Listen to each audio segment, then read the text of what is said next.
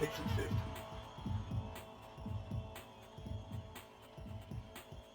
Hello and welcome to episode 23 of Pixel Sift. Each week we go into the world of video games and explore the issues that matter to you. I'm joined for another episode by my co-hosts Mitch and Scott. Hello. Hey. And in the studio this week we have got the developer of a brand new game coming out next week. His name's Oscar Brittain and the game's World's Fastest Pizza. Say hi, Oscar. Hi. So fast. So fast. Yeah. The world's fastest. The fastest. And also Bath Time Exorcist as well, which we'll be talking a little bit about later in the show. Mitch, everyone's been talking about something this week. What have they been talking everyone about? seems to be talking about UWP, or Universal Windows Platform, this week, and people are pretty upset about it, so we'll be addressing that.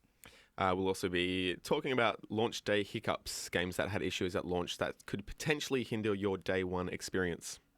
All that and more coming up on episode 23 of Pixel Sift. Did you know Pixel Sift is available on other platforms? You can find previous episodes on iTunes, Pocket Casts, YouTube, and on the Pixel Sift website.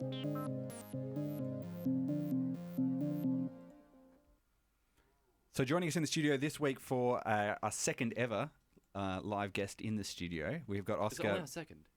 Yeah, it is. Yeah. It is. Oh, yeah, it is, yeah. Okay. And almost 10 episodes Sloppy ago. seconds. Yeah, there we go. Good Second start, comes good right start. after first.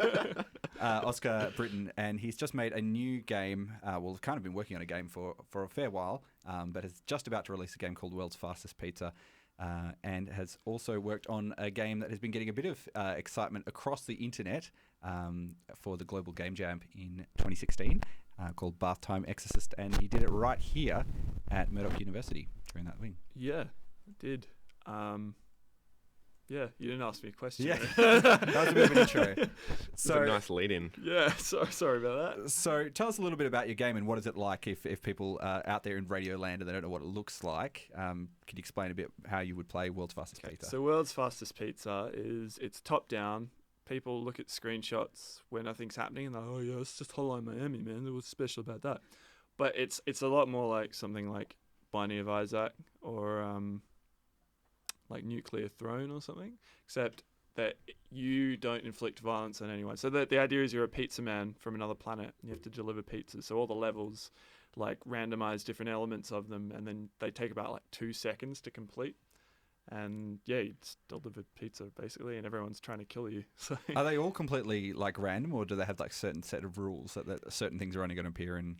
yeah, there's a few like some levels like. The game has been I've been testing it for so long and giving it out for free on the internet and stuff for so long that I've just been doing it. It's like one giant kind of beta test basically. So there's like some levels where I'm like, all right, just dogs don't work on this level, so remove them and stuff like that. And then other levels I'm like, oh, this level actually does really well if there's twice as many enemies as there should be at this point in the game, but because it's an open space, they're less likely, you can get away from them easier. So there's a lot of balancing actually that I've done, which I didn't realize until the other day. I was like going through all the levels, making sure everything was right. And I was like, oh, this level has like 5 times the amount of enemies in it that this other level does, but it doesn't feel that way. hard, so yeah. What I really like about it is like you can 1 minute it's just okay, you park outside and you just walk to the door and job done, and then the next minute you're on Mars being chased by crocodiles and missiles. But was it Mars or Was it Mars? The Outback. It's just the Outback, man. Okay, It's a bit well, like I gators and interpreted it stuff. as Mars. 'cause there Welcome was a to your spaceship. country, man. I really liked the kind of the fast pacedness of it. I guess before you even know, you're like deep in the game. I really loved it. And like, how long? This game came out of the game jams. Yeah, how many people are involved in the actual initial World's Fastest Pizza? Yeah, I mean, let's start with that one. Yeah. Wait, sorry. What was it? Wait, were you Wait, am I asking how getting many mixed up? people? Yeah, the initial idea. How many people are involved? Was In it World's just yourself? Fastest Pizza, yeah. I was house sitting at my parents' house. They'd gone away for a week, and me and my brother were just sitting around, and I was like, you know what? Someone should make a game about delivering pizza. That was basically it. And I had Were you waiting for a pizza? we might have been waiting for a pizza actually. Just I hungry. watched it. I don't know if you've seen Fat Pizza. Have you seen Fat Yeah, Pizza? I'm very familiar we're with all Fat we're all on Pizza. board with Fat Pizza. Yeah. So I think I might have watched that and been like, that would make a really good game, because I kind of had this idea for ages of making a game that like was episodic, but not in its delivery of like, oh, every couple of months you get an episode or something, but like the idea of an episodic game that just generates an episode every time you play it, and then you play that episode and then be like, oh, that's enough, I'm going to bed or whatever. So the level design seems very chaotic. Are they randomly generated, or are they Bit- do you design bits each of them. level? Yeah, Okay. so each level was like I've designed like each level. There's a couple that actually do randomly generate. So there's like a very, very basic algorithm that like means that there's like an end point and stuff. But yeah, most of them just have like things like certain cars and like objects will go in certain places. The types of enemies randomize like somewhat. The location that you've got to deliver the pizza to changes. But part of, and this sounds like the worst idea ever, but actually part of like getting better at the game is actually memorizing some of the levels. Okay. But they're so it's not Well, like, it's oh, a speed running game, basically, isn't it? yeah, basically. Yeah. I beat it in like 3 minutes the other day. Nice. Well, I feel like that kind of like memorizing tactics and stuff is really part of that whole retro styling. Like a lot of those old games, the way that you beat them was to memorize when to jump and when to whatever. Yeah, I think like It's part of the appeal. what I don't like about those though is memorizing like, oh, there's an enemy that there's no way that I could physically have, like I've got to die to this enemy first before I can beat it, and I hate that. Like I hate memorizing, like in Mega Man, like I've always hated like, oh, I know the bees are coming at this, there's the bees, and then I know where they come from, and then you shoot them. It's like, that's not fun. But with World's Fastest Pizza, I'm like, all right, you're going to memorize the layout of the map, and then you're going to memorize like which parts have changed like since last time you were there, and you're like, oh, this car wasn't there last time, so like cars will like block off certain paths and things, so you've got to like memorize that kind of thing. And then the thing that will always be different is just like all the enemies, so you might get there one time and it'll be like dogs, and you'll just have like packs of dogs chasing you. Another time it'll be rocket launcher guys chasing you. And that's really great because, like, unlike some of those retro games, it's probably got a lot more legs. Yeah. And as far as keeping people interested. One of the coolest things I reckon about it is that it's got such an Australian flavour to it. Some people have called it a culturally relevant sort of game. But yeah, I mean, it has got a real Australian sort of like, it's got that Flavour Australian to it. joke Yeah. to it, Yeah. basically. And I think for a lot of games that get made, people don't really, they're trying to make a game that would be, big on a world stage and kind of applicable to everyone. But it's nice that you've got some nice sort of culturally specific local WA sort of things in there. There was something actually today. I was going through the finalizing some of the Steam page stuff, and I had in like the description, I'm like, oh, you'll be chased by rednecks or something. I'm like, I've never used the word redneck. And I was like, but no one's gonna know what a bogan is. Yeah. So I had to You've got Australia and New Zealand that know what bogans are. yeah, I had to basically. make this call. I'm like, if I'm like, you're chased by bogans, people are like, is that some kind of mythical creature? Like, Yeah. I think if an American Right. audience would interpret that as like a different kind of Yeah, it's a different. enemy entirely. Maybe you could have like region-specific releases. Yeah. I guess maybe yeah. Maybe you could put like a bunyip in there or something like that. Yeah. Like, people don't That's know gonna what be more a bunyip is, do confusing they? for them. Yeah, but like Bunyip's Australian too. yeah, they are. So but when you designed it though, did you put it in specifically because you wanted to have those Australian elements, or is that just what happened when you It's- were making it? It's kind of funny. Like initially, it was I was like, fat pizza's pretty great, and I just kind of like tried to get as much of that in there because Yeah. that's basically what it was. It's this little game jam thing where I tried to do that.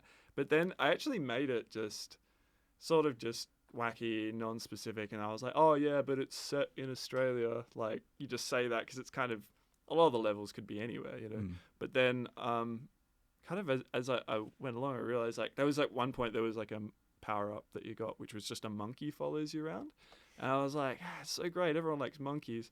And then I was like, wait a minute, what am I doing? I'm making a koala bear. That's Yeah. like the best thing ever. And then like Get I'm in not on that tourism joking. I'm dollars. not joking. I updated the build, changed the sprite to like a little koala sprite. Every Let's Player that like played it from then on would like do the same thing where they'd just be like, oh sweet, I got a koala. I would try and do an American. It's like, oh sweet, I got a koala bear. That's so amazing. And then the koala like would die or something. They'd be like, no, and they'd name it. They always named it like Steve the koala or something. They'd be like, Steve, no, and then they'd do like a flashback with like the piano song, the sad music. They'd be like, Steve, and like every one of them did it, and I was like, that's There you go. awesome. that's about. And it was like I put it in there. I was like, I bet they all do this. Yeah. They all did it. It was Just great. gotta get on the old cultural money bag there. But it's and just kind of kinda funny like, because you're like it. The monkey looked more like a monkey. It's top down, so things are kind of hard to draw. The monkey looked probably better, and I just like monkeys as well, more than I like. I've never even seen a koala bear. And I was like, you know what? Like, koala bear, like, people like them. Like, But I think that just that kind of consideration is a part of the appeal of the game. Like it's simplicity, but done really, really well. Like even going next door to the cop station, they're constantly updating the wanted sign and stuff like that. Or There's whatever, just now little, targeting. little bits of like that really kind of increase the appeal of the game. There's a does- spot right outside of like Dunsborough Margaret River where they always have one of those signs, and Yeah. that immediately what I thought of when I saw that sign. I'm like, this takes me straight there. Look, that's another joke from Fat Pizza. It Actually. is, I yeah, just actually stole did, it yeah. straight from Fat Pizza. you can check out Oscar's game. It's at worldsfastestpizza.com. It comes out on Steam on the 15th of March, and we've actually got a couple of copies to give away that you can get just for entering our competition. Basically, you just need to visit pixelsift.com.au/pizza. You can also get it by retweeting or sharing our post on Facebook and basically telling us about what your ideal or perfect pizza is. We will announce the winners for that in next week's show. Nice. Visit us on pixelsift.com.au. Universal Windows Platform. Some of the biggest developers in the world have been talking about this, causing a bit of a fuss about this particular thing. We are going to have a little bit of a chat about what it is and why people might be getting a bit upset about this particular thing, and what it would mean for people who play games on computer. Potentially like people who want to install games like World's Fastest Pizza. So, if you were to take advantage of UWA, what would you put in World's Fastest Pizza? UWP. UWP. Oh, Yeah. sorry, I've had something different written here. That's And okay. UWA is the Universal Windows app, so that's what Yeah. you would download from the UWP. Oh, of course. Yeah. Right. And it confused me because I go to I was confused. Yeah, Yeah, I've got an yeah. article Yeah. I'm referencing here. So, what would you put in World's Fastest Pizza? What do you think? Would I put it on the Yeah. Universal Windows platform? I mean, sure, I guess. I mean, Tim Sweeney. Yeah. Yeah. He's He- pretty against it. Yeah, and Understandably so. understandably, and it's, I kind of saw that and I was like, wow, he's come out swinging, and I was like, this is kind of like how environmentalists come out and they're like, we need to stop climate change because in 100 years we could have 5 degrees of climate change, and it's like, and that will be huge. It hasn't happened yet, and you're like, well, But nip it in the bud. and people, and it's like, yeah, you don't want to, but with video games and technology, we always seem to like His article. let it get bad, and then Yeah. I mean, his article's really well written, and he makes a lot of good points. And he does kind of credit Microsoft at points by saying, like, they can have their own app store, and they tried to approach him about, this and that. But at the end of the day, monopolizing of any market's not great. Well, And- I guess the big criticism that we probably haven't clarified really here is that this new platform that Microsoft wants to bring in means that certain features may be withheld from apps if they don't include them in, or apps and programs if they don't include this particular framework. But the requirement at the moment is that they have to be distributed through the Windows Store, which comes through Windows 10. And it means stores like Steam, or going on to other websites like Itch.io, for example, or any of the other ones, means that if someone tries to install an app from there, you're either going to miss out on the features, or it's going to throw up a thing saying this is an unrecognized developer and we don't know if this can be trusted or not. So that stops people from buying things, and it's going to hurt people who make small, low-level games who don't have the huge amount of money behind them to put it onto these big stores. Yeah, I would like to know exactly what these features are, because let's say if it's a feature that's only specific to the Microsoft app users, the person that just plays Steam games probably may not even care, because they might be specific features that only benefit the person that is really invested in the infrastructure of Microsoft. Yeah. And the person that's been using Steam their whole life may not care, because those features don't matter to them. It could also be, so at the moment, it means that some of these apps, for example, I think Tomb Raider is one of the ones that you can play on that, Quantum Break, which is going to be coming out soon, but they've got very limited level access to other bits in your software, so that means you can't use lots of the extra graphics drivers and all those sort of Right, things. But I okay. mean, they could flip that situation and say that only things that are running through the Windows Store can have access to hardware acceleration and all this sort of stuff. So that means that if you don't go through them and take a 30% cut of, or they have to pay a 30% cut to Microsoft in order to sell it on that So- store, you could lose out. So. But at the end of the day, are we looking at things like, for example, console-specific content? For example, I know a lot of things on Destiny, for example, as just one thing I know of, a lot of things on Destiny can't be accessed by Xbox users. So is that something that, is it just shifting the argument to a different infrastructure or Well, like environment. I guess that's the big argument. Apple already does this. They have a Exactly, yeah. store called the App Store, and they basically sign developers in terms of putting stuff out there. And the whole idea is that people don't put dodgy programs on there to lose access to your computer or corrupt things or crypto lockers and all that sort of stuff. That's part of the problem though. Like PC are kind of a little bit more open. You've got a lot more choices. You've got a lot more options in every facet of, I guess, computing and gaming and etc. And I think this just kind of is taking a little bit of options and power away from people. Isn't that sort of one of the defining factors of Windows is that it's not Mac? That's Like- true. Yeah, exactly. It's like supposed to be- great. It's open. I can do whatever I want with my content. And that's the big argument that things. people make for like the PC master race, basically, that if you're playing Yeah. on something like a console, for example, you have to kind of accept the certain compromises. Does everyone? Sorry, I just Yeah. interrupted you. But it's kind of funny. Like it seems like this is because the people who are getting most upset about this are obviously in the gaming industry. But it is something that they obviously want to roll out to everything, not just games. And everyone in the gaming industry seems to have some major like long-term memory problems because like, does everyone remember games for Windows where they did Yeah. like the same thing and it sucked and it went away really quickly? Like, it's not going to catch on and it'll just go away. And then they did the same thing happen. Like they'll pull an Xbox One, the Xbone, remember? Yeah. Oh yeah, it's pretty much closed. It's always online. It's got to connect. And then a week later, no one liked it. Yeah. Oh, okay, no, it goes away. And it just became a normal console. But that's So- pretty I much think it. in I it- think, Sorry.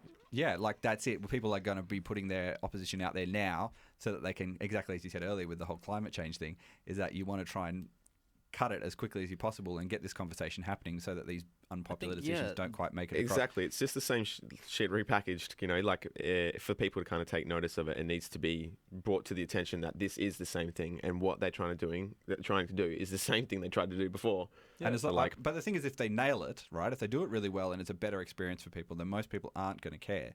But if it's a seamless experience like putting a disc in your Xbox is effectively now, then most people aren't going to care whether it's all the background and stuff Yeah. and where they get it from. But I mean, for us, I know in Australia, it's always difficult when you've got lockdown on particular stores. There are, price considerations that certain stores have for Australia. Steam, for example, has some games which are much more expensive in Australia if you buy through there digitally. And if you only have one store that you can buy things through, well, you're just stuck with whatever price you've got. So, there are arguments for both, and it is something we need to... I think, like, also in regards to Steam, I remember people talking about Steam when it first came out, and people were up in arms. They didn't like it. They thought, like, oh, Steam's going to, like, lock us out of our games and, like, not allow us to have our games on multiple machines. and things like Invalidate my discs. Yeah, it and, would just invalidate the discs, and no one liked that either, and now everyone uses that. So... It's because that was a well executed kind of idea, and they haven't gone in a monopolistic, money hungry way. But Microsoft hasn't the best reputation as far as this thing is concerned, and I wouldn't be trusting them with my stuff. The digital age has gifted us with all this kind of peer-to-peer stuff and direct contact with developers and whatever, and like I feel like Microsoft's trying to kind of squash that a little bit and take a bit away from it. It just comes across as so cynical. Like when Valve does it, they're like, why? I mean, when Steam came out, it was only for Valve products, right? Yes. Initially, and everyone was just like, okay, okay, sure, do what you want, guys. I have to install some client to run your games. I don't care. And then Valve didn't have a monopoly on anything. They didn't distribute anything at that point. They just Other made than their own games. stuff, yeah. Yeah, right. So they just came out and then they just attracted people to that by making it good. Whereas this Universal Windows thing is, well, if you've got a Mac, you've already got a closed system, so don't worry about it.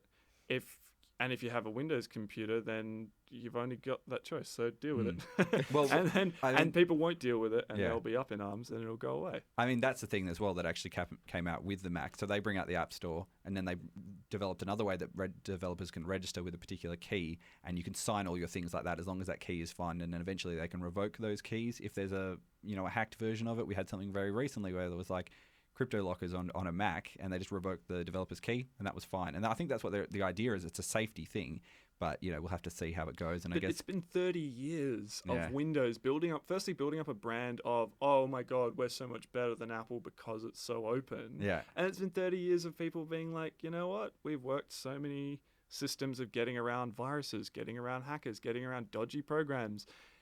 there's no. Yeah. You're trying to solve something that everyone was kind of like, oh yeah, well, Don't break it if it's not. don't fix it if screw it's not with broke. it. Yeah. Like, Exactly right. it's not a problem for anyone. You just want to make some money. Like, We'll definitely see how this goes down the track. I'm pretty sure we'll see something, maybe a change of the policy or something like that in the coming weeks. I'm sure they're going to modify it. Yeah, It's that's not this is staying. not how it will be. We have not heard the last of this, I'm sure. Yeah. Let's Episode jump. 24 of Pixel Sift. Yeah. Oh, they've Yeah. redressed it all. Let's jump into our next segment.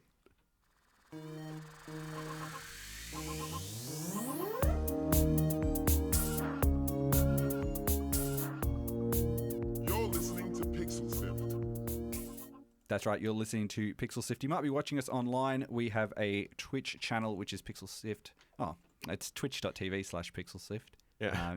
I always do that around the wrong way. Right now, we are going to be talking a bit about some of the hiccups that come out when you launch a new game and when they go out into the world and the unexpected consequences of not properly thinking everything through. We fired up The Division, which came out earlier in the week, and there was an unfortunate... I guess it's a bug, but it's a bad sort of design decision where there was... Is it a bug? Hang on, just let's say what it is. Sorry. It's not really a bug. Yeah. I think they just didn't really consider what the... no one knows what it is yet. Yeah. pretty Tell much. them. But anyway, in order to progress through the It's- game, you start the gameplay for about sort of maybe 5 minutes, and then in order to progress further than that, every person who's in a multiplayer world, so you're all in like a little server on your own, and everyone can run into each other as Yeah, well. so they don't There's go collision between players. You all have to line up for one laptop.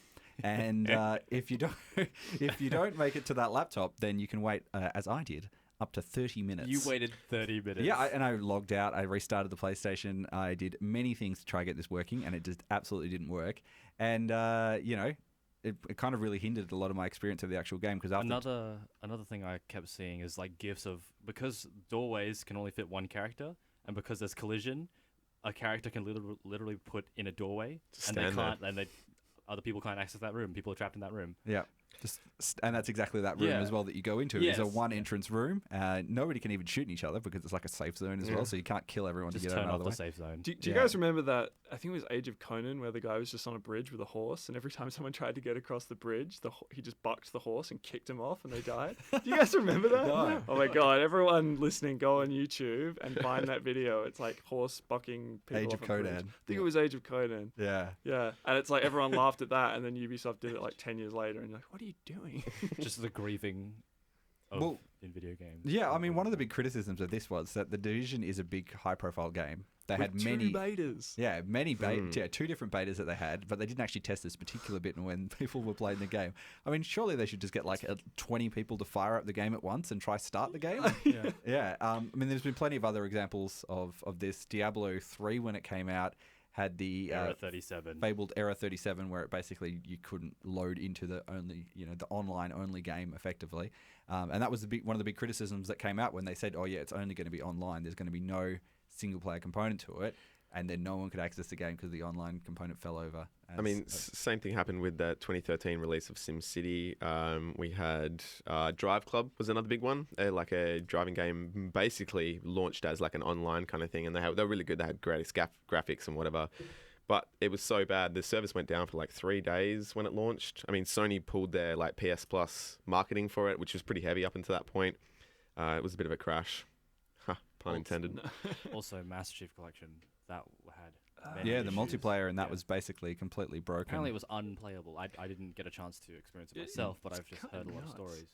I mean, I don't want to rag it out because I know you love it so much, but Destiny, I mean, it had the lack of content to start off with, Yeah. as well as the network problems it had, and also, that was sort of caused by the, DDoS attacks by Lizard Squad, but still hiccups nonetheless. I just wonder if these games are just way too big for complex. themselves. Oh, No, they're just like, that's just something you can't do, guys. You just can't have a game that big and complex and technically amazing because it never bloody works. Like, So what have you planned out for the launch of World's Fastest Pizza this week? it's just it's an executable and you download it off Steam. Yeah, I guess you haven't got. There's no multiplayer aspect to it No, as well, there's- so there's nothing, it's pretty. really. I think it's usually multiplayer that's the Yeah. kind of the bit No, that it falls is. over for people. All the games we've mentioned, I think Mm. I'll take back what I said about Master Chief Collection. I think the single player was fine. I think local co-op was fine, but as soon as you brought it onto a network and tried to play it between to geographical locations. It just broke. The You're, whole thing fell you're over. absolutely right. I mean, the Destiny problem was that Street Fighter V had server collapses just like last month or something when it was launching. GTA Online was a huge one. I didn't get gone to play that for like days after I wanted. But you're right. They're all network issues, and the biggest issue of all these games is that they're too popular. I mean, I think- is that really a problem? Like, No. it's Yes. not. But well, it only becomes a problem when you don't, supply the people what they want. It's a supply Well, and that is an demand thing, excellent and there's point too to much make. demand and not enough supply. So what you're saying is that they market these games too much. Well, too many people Too buy many them. people want them, and too I many. keep they seeing s- ads for the Division around. I'm like, guys, you're gonna run into I saw server a issues. right? Like And they they did. there should be like a marketing, server A sliding scale. scale. But yeah. also like with something like the Master Chief Collection or like GTA Online, those had substantial single player campaigns. That's That true. at least you got that. I Yeah. mean, that's not nothing, but like No, yeah, but like I the, agree. the I Division, agree right? entirely, Or yeah. the Division or Street Fighter. Like Street Fighter, just it's a menu. That's it. Yeah. Without it, it's a menu. Like Yeah. you can't do anything, and that's not acceptable. Especially, I mean, now you can get Steam refunds, I guess. So you can do that, but Does make a difference. Yeah, Yeah. I mean, these games, so many of these big high-profile games can't launch without a multiplayer component.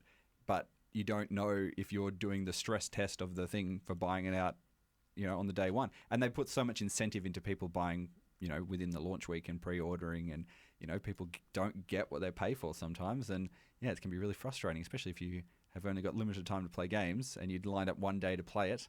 You can't play it. So it seems the issue is server technology.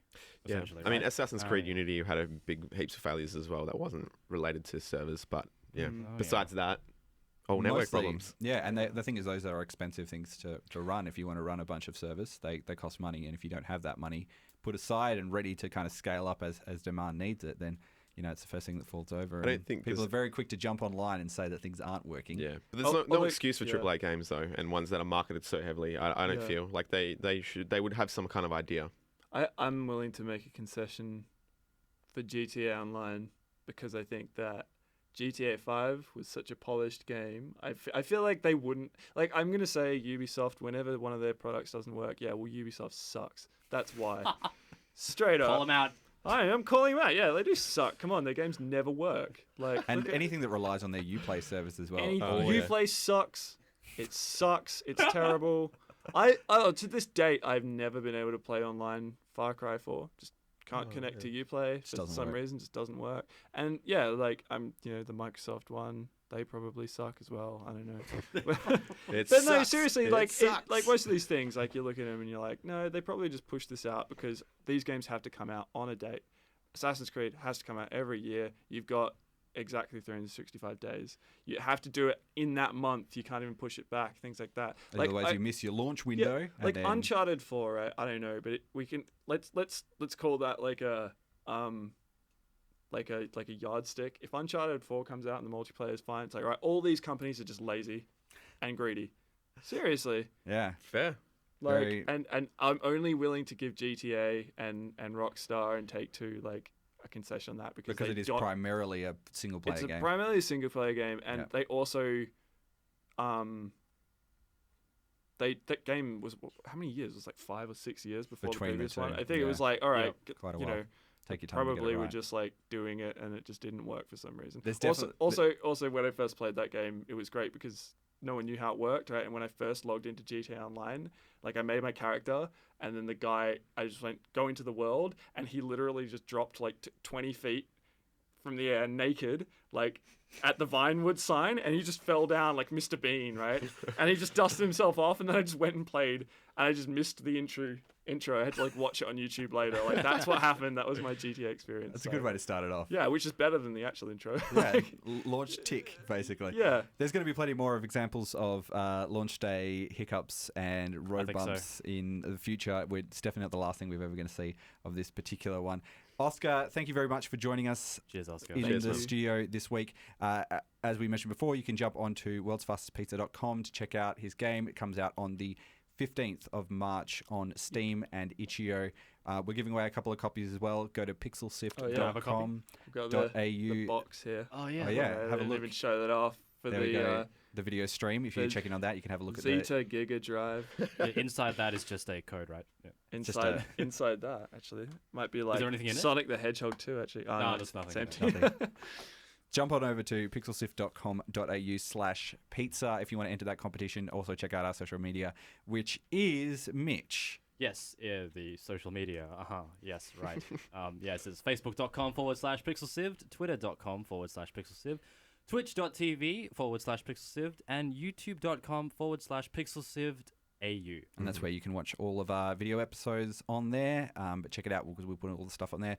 Scott, if people want to listen to our previous episodes, where they're going to head to? You can go to our brand new website to stream episodes, subscribe as a podcast either on iTunes, Pocket Cast, or use the RSS link on our page. Thanks very much for joining us, guys. We will see you guys again next week. Peace out. See ya.